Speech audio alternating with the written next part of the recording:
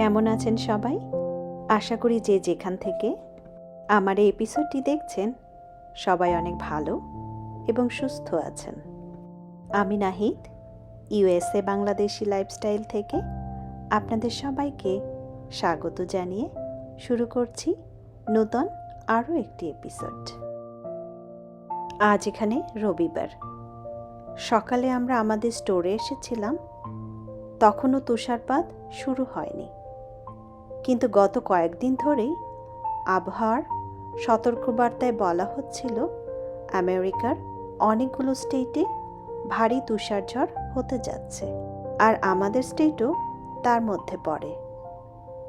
এ কারণেই আমরা আগেই সিদ্ধান্ত নিয়েছিলাম সকালে স্টোরে এসে প্রয়োজনীয় সব কিছু ভালো করে চেক করব, আর তুষারপাত ঘন হওয়ার আগেই বাসায় ফিরে যাব। তাই ওয়েদার খারাপ হওয়ার আগেই এখন আমরা বাসার পথে রওনা দিচ্ছি। আজ এমনিতেই রবিবার, এখানে অনেক কিছুই বন্ধ থাকে, আর তার উপর তুষারঝড়ের কারণে আজ অনেক বড় বড় দোকানও বন্ধ থাকবে।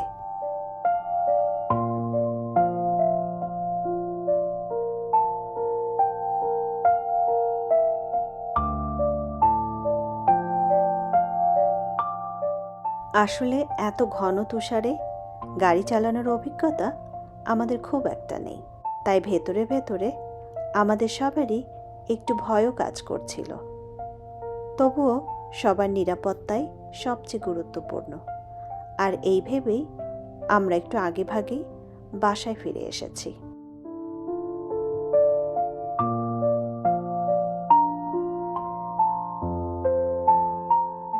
এই যে দেখুন, রাস্তার বরফ পরিষ্কার করার জন্য গাড়িগুলো একদম রেডি করে রাখা হয়েছে।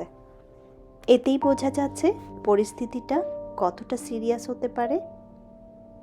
ওয়েদার অ্যালার্টে বলা হচ্ছে প্রায় 1 থেকে 2 ফিট পর্যন্ত নাকি তুষারপাত হতে পারে।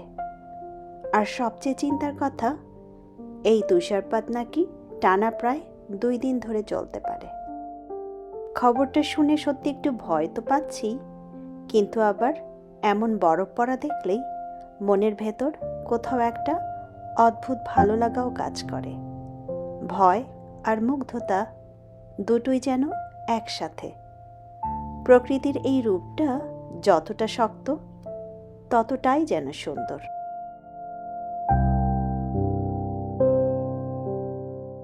বাসায় ফিরেই একটু পানি খেয়ে নিচ্ছি। আমার মা সবসময় বলেন বাইরে থেকে ফিরেই আগে একটু পানি খেয়ে নিতে। জানি না এর পেছনে কোনো বৈজ্ঞানিক কারণ আছে কি না, তবে এই রকম ওয়েদারে মনটাও একটু ভয়ের ভেতরেই থাকে। আর ঠিক তখনই মায়ের বলা এই ছোট্ট অভ্যাসটা মনের ভেতরে অদ্ভুত একটা শান্তি এনে দেয়। হয়তো এটা শুধু পানি খাওয়া নয়, এটা মায়ের ভালোবাসা, দূর থেকে দেওয়া এক টুকরো আশ্বাস। কিছু কিছু অভ্যাস থাকে যেগুলো যেন মন থেকেই রপ্ত করে নিতে ইচ্ছে করে, কারণ এই ছোট্ট অভ্যাসগুলোই শরীর, মন আর চারপাশের পরিবেশে এক ধরনের শুদ্ধতা এনে দেয়। এগুলো বড় কিছু না, কিন্তু ঠিক এই ছোট্ট বিষয়গুলোর মাঝেই লুকিয়ে থাকে শান্তি আর নিরাপত্তার অনুভূতি। আজ যেহেতু সবাই বাসায়ই থাকবো, তাই আগেই একটু প্ল্যান করে রেখেছিলাম। দুপুরে খাবো খিচুড়ি আর ডিম ভাজি, আর রাতের খাবারের জন্য বানাবো খাসির পায়ের স্যুপ আর পরোটা। সকালের দিকেই স্টোরে যাবার আগে ফ্রোজেন এই খাসির পাগুলো ভিজিয়ে দিয়ে গিয়েছিলাম, কারণ এই বরফ ভাব ছাড়তে আর তারপরে এগুলো সেদ্ধ হতে বেশ সময় লাগে। তাই সব কিছু আগে থেকে রেডি করে স্লো কুকারে দিয়ে রাখবো, যাতে সন্ধ্যায় আর তাড়াহুড়ো না থাকে। বাইরে ভারী তুষারপাত, ভীষণ ঠান্ডা, আর ঠিক এই ঠান্ডার মধ্যেই এই দুটো গরম খাবার আজকের দিনের জন্য আমার কাছে একদম পারফেক্ট মনে হলো। আমি স্লো কুকারে খাসির পায়াগুলোকে দিয়ে দিলাম। এটাকে হাইয়ে দিয়ে 6 থেকে 8 ঘন্টা কুক করে নেব। এরকম দিনে ঘরে একটু আরাম করে বসে টিভি দেখতে খুব ভালো লাগে। আমরাও দেখছিলাম, কিন্তু মনে হলো টিভি দেখার সময় টিভি স্ট্যান্ডটা একটু ক্লিন করা দরকার। ঘরের ভেতরে বাইরে থেকে তেমন ধুলাবালি না এলেও আমার মিকি আর মিনির লোম সব জায়গায় লেগে থাকে। এই জন্য আমাকে একটু এক্সট্রা ক্লিন করতে হয়। দেখেন কেমন করে স্নো পড়েই যাচ্ছে। কি যে অবস্থা হবে এভাবে পড়তে থাকলে। আমাদের দেশেও বন্যার সময় মানুষ যেভাবে পানিবন্দী হয়ে থাকে, মনে হচ্ছে ঠিক সেই রকম অবস্থা আমাদের হবে। রাস্তাঘাটের স্নো ক্লিন না করা পর্যন্ত ঘর থেকে বের হওয়াই রিস্কি হয়ে যাবে। টিভি স্ট্যান্ডটা ক্লিন শেষ করে ভাবলাম, যেহেতু আজ খিচুড়ি রান্না করব, তাই চাল আর মসুরির ডাল একটু আগে থেকেই ধুয়ে রেখে দেই। সাধারণত স্বপ্নর বাবা ঘরে থাকলে উনিই রান্না করতে পছন্দ করেন, আর আমি তখন হয়ে যাই ওনার হেল্পিং হ্যান্ড। কিচেনে চাল ডাল ধোয়ার পানির শব্দ শুনেই স্বপ্নর বাবার কিছু খেতে ইচ্ছা করলো। তাই আমি ভাবলাম, ঘরে থাকা এই যে বাতাবি লেবু বা জাম্বুরা আর কিছু পেয়ার আছে, সেগুলোকে কেটে দিই, আর সাথে হালকা কিছু স্ন্যাক্স দিয়ে দিই। আপনাদেরও নিশ্চয় এমন অভিজ্ঞতা আছে, ঘরে থাকলে কিছু না কিছু সব সময় খেতেই ইচ্ছা করে। আর এমন স্নো বা বৃষ্টির দিনে পরিবারের সবাই মিলে যখন ঘরে থাকা হয়, তখন তো সত্যিই কেমন একটা শান্তি আর মজা হয়। তবে সেই শান্তির মাঝেও পরিবারের এক একজনের এক একটা আবদার মেটাতে হয়। আমি কখনোই তেমন বাতাবি লেবু বা এই জাম্বুরা ভক্ত ছিলাম না, কিন্তু এখানের এই ছোট ছোট জাম্বুরাগুলো খেতে বেশ ভালো লাগে, কারণ এগুলো অনেকটা মিষ্টি।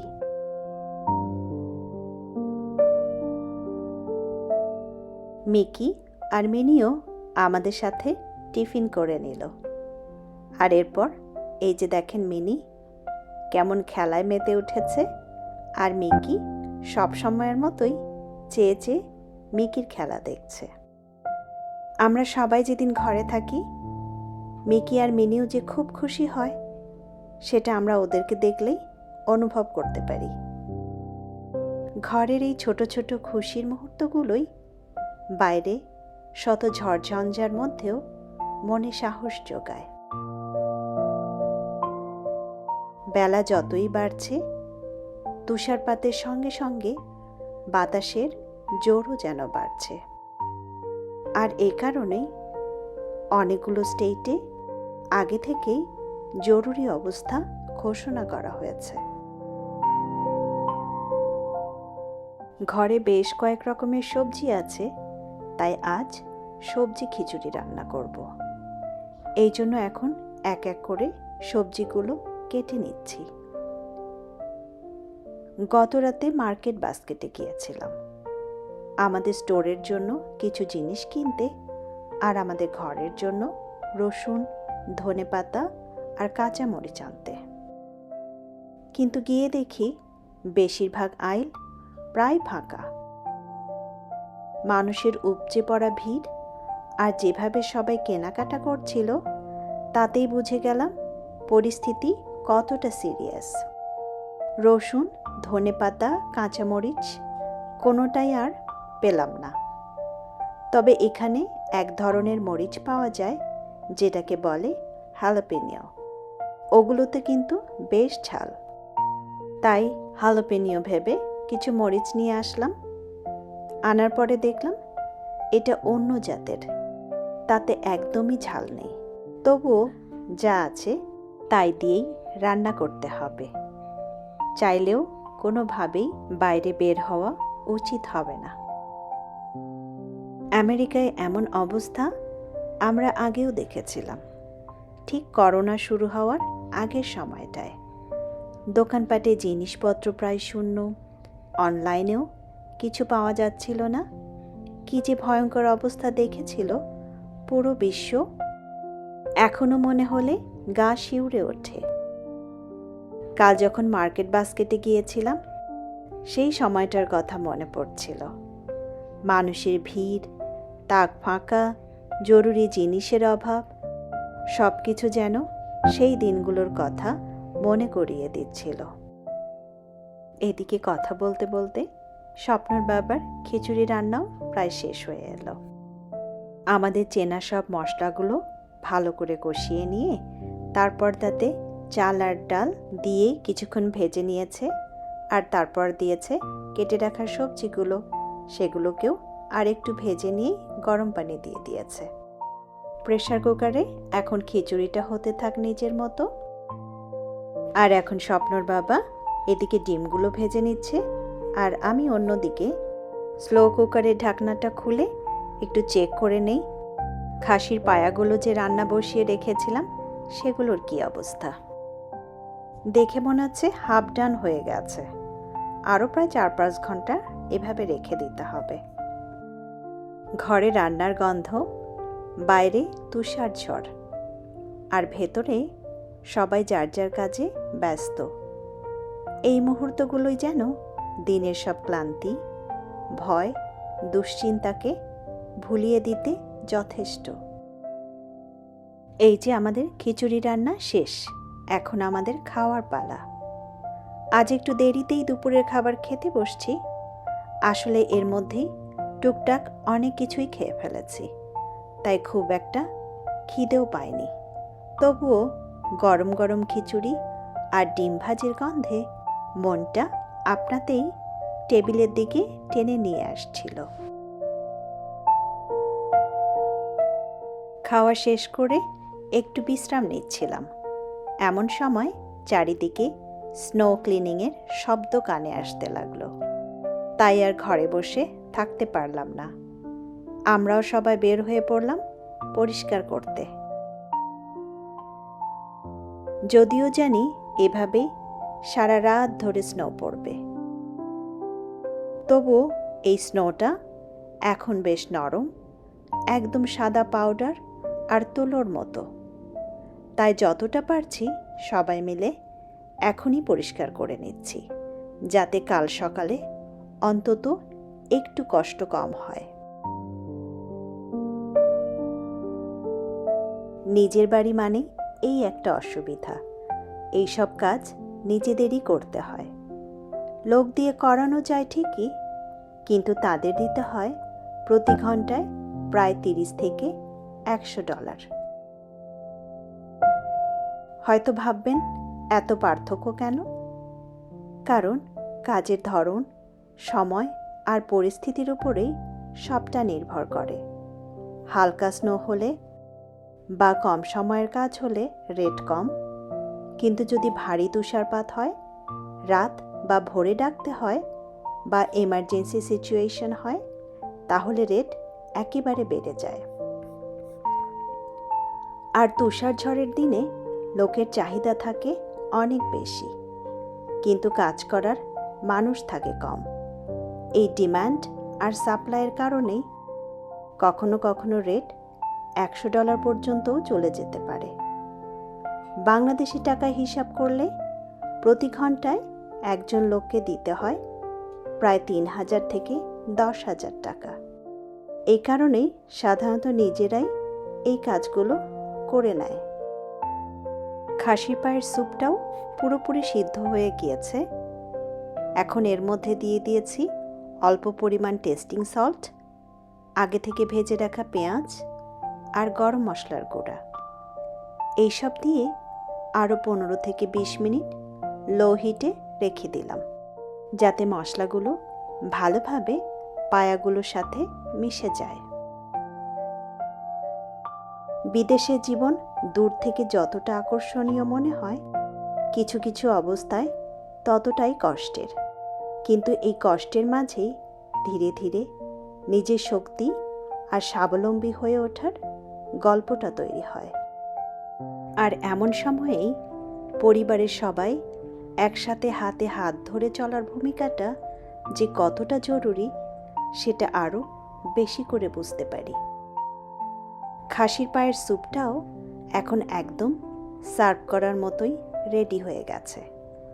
ভেবেছিলাম পরোটা দিয়ে খাবো, কিন্তু দেরিতে লাঞ্চ করার কারণে কেউ আর ভারী কিছু খেতে চাচ্ছে না। সবাই শুধু গরম গরম স্যুপটাই খেতে চাচ্ছে। কি যে সুন্দর একটা গন্ধ বের হচ্ছে, বলে বোঝানো যাবে না। বাইরের প্রচণ্ড ঠান্ডার মধ্যে ঘরের ভেতরে বসে এমন গরম গরম স্যুপ আসলেই মন আর শরীর দুটোকেই চাঙ্গা করে তোলে। তো কেমন লাগলো আমাদের আজকের তুষার ঝড়ের দিনের বাস্তবতা নিয়ে তৈরি ভিডিওটি? আশা করি আপনারাও আমাদের সাথে এই মুহূর্তগুলো উপভোগ করেছেন। আবার শেয়ার করব আরেকটা বাস্তব অভিজ্ঞতা, আরেকটা নতুন এপিসোডে। সেই পর্যন্ত আপনারা ভালো থাকবেন আর উষ্ণতার মাঝেই থাকবেন। আজকের মতো এখানেই বিদায় নিচ্ছি। শুভরাত্রি।